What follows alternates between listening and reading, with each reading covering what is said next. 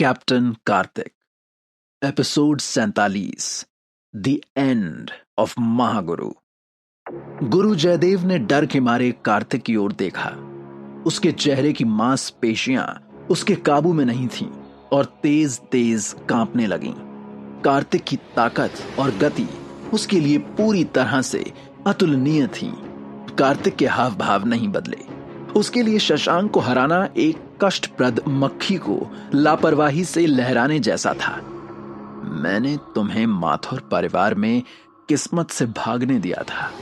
मैंने कभी नहीं सोचा था कि तुम आज मेरी माया को भड़काने की हिम्मत करोगे, उस पर हाथ डालने का गुनाह करोगे। कार्तिक ने अपना हाथ बढ़ाया और गुरु जयदेव की ओर इशारा किया। उसने पहले ही इस आदमी को मौत की सजा सुनाई थी। माथुर परिवार में मुझे घायल करने वाले महागुरु क्या आप हैं? गुरु जयदेव के एक्सप्रेशन बहुत दिलचस्प थे। जिस रहस्यमय आदमी ने उसे एक ही मुक्के से घायल किया था, क्या वो वास्तव में सामने वाला यही आदमी था? असंभव है ये, ऐसा हो ही नहीं सकता। मुझसे झूठ बोलने की कोशिश मत करो। तुम्हें क्या लगता है कि कोई भी ऐसे ही उठकर महागुरु बन सकता है? गुरु जयदेव को कार्तिक पर विश्वास नहीं हो रहा था, लेकिन अभी भी उसके दिल में डर जरा भी कम नहीं हुआ था।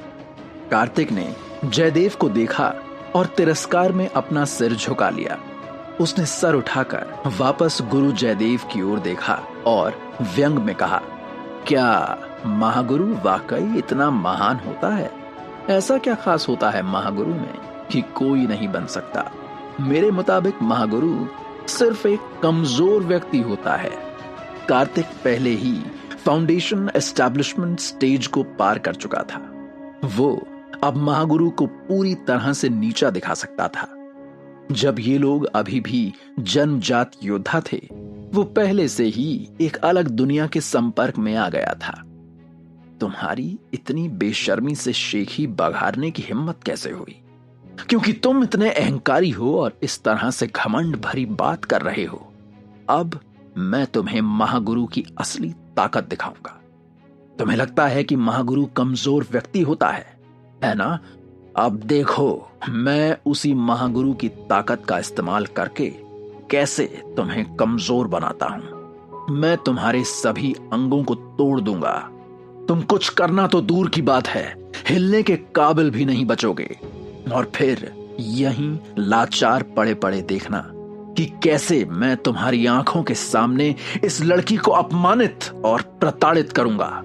तुम्हारे सामने मैं इसको नंगा करके इसके साथ बलात्कार करूंगा। गुरु जयदेव ने अपना सर घुमाया और नीचे जमीन पर लेटी माया को हवस भरी निगाहों से देखा और फिर मुड़कर वो कार्तिक को ठंडे भाव से देखने लगा। जयदेव कार्तिक की तरफ हमले की तैयारी कर ही रहा था कि अचानक चिंगारी की आवाज एक दूसरे से टकराने लगी और प्रकाश की एक चमक के साथ कार्तिक तुरंत गुरु जयदेव के सामने आकर खड़ा हो गया। गुरु जयदेव अचानक पीछे हट गया। उसने नहीं देखा कि कार्तिक इतनी जल्दी उसके सामने आकर कैसे खड़ा हो गया। ये बिल्कुल ऐसा था मानो वो अपनी जगह से गायब हो गया हो और उसके सामने प्रकट हो गया। वाकई खतरनाक था ये शख्स। क्या हुआ? ऐसे क्या देख रहे हैं? क्या आप नहीं चाहते थे कि मैं महागुरु की शक्ति को देखूं? तो मैं खुद ही आपके सामने आ गया। चलिए, मैं यहीं हूं। दिखाइए अपनी महागुरु की ताकत। मैं देखने के लिए बिल्कुल तैयार हूं। कार्तिक ने मजाकिया अंदाज में गुरु जयदेव को देखा। भले ही गुरु जयदेव ने बार बार बहादुर बनने की कोशिश की थी, फिर भी वो कार्तिक के लिए अपने अंदर के डर को छुपा नहीं पा रहा था। मैं तुम पर विश्वास नहीं करता। नाटक करना बंद करो। गुरु जयदेव झुक गया। उसने जमीन पर कदम रखा और जल्दी से कार्तिक पर हमला कर दिया। लेकिन हमले के बाद गुरु जयदेव खुद ही हवा में पलट गया। तेज एनर्जी उसकी बाह पर संघनित होकर एक ब्लेड में बदल गई। हालांकि उसकी चोटें अभी तक ठीक नहीं हुई थीं, फिर भी वे महागुरु थे। उनकी ताकत को कम करके नहीं आंका जा सकता था। कार्तिक ने एक कदम भी नहीं हिलाया, मानो वो गुरु जयदेव से डर गया हो। इससे गुरु जयदेव और भी शक्की हो गया। उसे संदेह था कि उसके सामने वाला व्यक्ति जन्मजात विशेषज्ञ नहीं था। वो ये समझ ही नहीं पाया कि कार्तिक असल में उसके दिमाग के साथ हिल रहा है। गुरु जयदेव ने अपनी बाहों को बेतहाशा लहराया। उसकी बाहों में से अनगिनत ब्लेड्स निकली और उन ब्लेडों ने कार्तिक को मारा और उससे टकराकर जमीन पर भी गिरने लगीं। यहां तक कि उन ब्लेड्स के जमीन पर गिरने से जमीन पर भी जटिल निशान रह गए थे। कोई आम आदमी होता तो अब तक टुकड़ों में कट कट कर नीचे बिखरा पड़ा होता। जयदेव ने अपनी बाहें लहराना बंद की और कार्तिक की तरफ देखा, जिसकी आकृति धूल से ढकी हुई थी। गुरु जयदेव ने उपहास किया। उसके हमले का डट कर सामना करने की आज तक किसी की हिम्मत नहीं हुई थी। तू है कौन? कौन है तू? और समझता क्या है खुद को? तुझे क्या लगता है कि तू कोई सुपर हीरो है जो मुझे अपनी शक्तियां दिखाकर डरा देगा, हरा देगा? मुझसे पूछ। मुझे लगता है कि तू सिर्फ एक बेकार आदमी है जो शक्तिशाली दिखता है, बस। गुरु जयदेव का कार्तिक से डर अब बहुत कम हो गया था। उसने बेहोश माया को नीचे देखा और फिर शशांक को देखा, जो लगभग अपंग हो चुका था। उसने सोचा कि नीचे जमीन पर बेहोश पड़ी ये सुंदरता अब केवल उसी की है। उसे शशांक से कुछ पैसे मिले थे जो उसने अपने लिए रख लिए थे, और कुछ पैसे शशांक को बिना पता चले उसके पास से चुरा लिए थे। इतना ही नहीं, उसने बब्बर फैमिली की सारी संपत्ति हड़पने का भी मन बना लिया था। इसी सोच के साथ उसने अपने हाथ में जमा पैसे देखे और उसके चेहरे पर एक तीव्र मुस्कान आ गई। वाह महागुरु, तुम तो बहुत लालची हो। कोई बात नहीं, बब्बर परिवार ने तुम्हें इतने सालों तक पाला है और अब शशांक बब्बर परिवार में अकेला बचा है। तुम उसके लिए कुछ क्यों नहीं छोड़ते? शशांक की बची हुई संपत्ति को लूटने के बाद गुरु जयदेव का शरीर अचानक अकड़ गया। वो चौंक कर पलट गया और उसने देखा कि कार्तिक उसी स्थान पर खड़ा था, सुरक्षित और स्वस्थ। ये देखकर वो हैरान रह गया। इसके अलावा जहां कार्तिक खड़ा था उस जमीन पर नुकसान के कोई निशान नहीं थे। हालांकि कार्तिक से 3 कदम दूर वो जगह अभी अभी हुए हमले के निशानों से भरी हुई थी। असंभव! गुरु जयदेव के हाथ में जो पैसा था वो जमीन पर गिर गया। गुरु जयदेव की हताश निगाहों के सामने कार्तिक के मुंह के कोने में एक ठंडी मुस्कान दिखाई दे रही थी। अब समझ आया आपको? जैसा मैंने पहले ही कहा था कि महागुरु सिर्फ एक कमजोर व्यक्ति है। आप वास्तव में कुछ खास नहीं है। कार्तिक बिल्कुल भी घायल नहीं हुआ था और यह देखकर अब गुरु जयदेव ने अपनी सारी उम्मीद खो दी थी। उसे अब अच्छे से समझ में आ गया था कि उसके सामने खड़ा ये इंसान सच में कितना भयानक था। उसकी शक्ति को कम आंक कर जयदेव ने बहुत बड़ी भूल कर दी थी। उसे अच्छे से ये एहसास हो गया था कि कार्तिक कोई ऐसा व्यक्ति नहीं था जिससे वो लड़ सके या उसका मुकाबला कर सके। कहने को आज की तारीख में वो अपने चरम पर था, लेकिन फिर भी वो अभी भी कार्तिक के हमले से अपना बचाव नहीं कर सका था। अब गुरु जयदेव का मानना था कि कार्तिक वही है जिसने उसे माथुर परिवार की मैंशन में एक ही वार से हराया था और जिसने नरसिम्हा अवतार लेकर उसे अपनी जांघों पर लिटा उसका सीना फाड़ने की पूरी तैयारी कर ली थी। और फिर जयदेव को वो रियलाइज हुआ जो वो इतने वक्त से नहीं कर पा रहा था। उसके सामने खड़ा इंसान कोई आम स्पेस वॉरियर आर्टिस्ट नहीं था, बल्कि एक नरसिम्हा अमर सम्राट था। वो एक कैप्टन था।